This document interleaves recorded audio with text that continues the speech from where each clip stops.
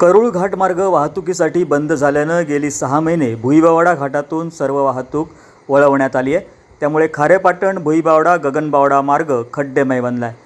भुईबावडा बाजारपेठेत फॉरेस्ट ऑफिसच्या समोर भला मोठा खड्डा पडला असून आज सार्वजनिक बांधकाम विभागाचे कार्यकारी अभियंता अभयकुमार सर्वगोड आणि श्री जोशी यांना याबाबत ग्रामस्थांनी माहिती दिली। तसंच ताबडतोब खड्डा भरून रस्ता वाहतुकीसाठी सुरळीत करण्याची मागणी सामाजिक कार्यकर्ते सुनील नारकर आणि ग्रामस्थांनी केली आहे।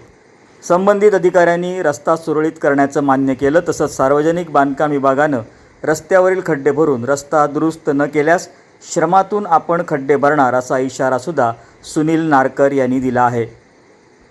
Kishor Jaitapkar, Sindhu reporter live, Vaibhavwadi.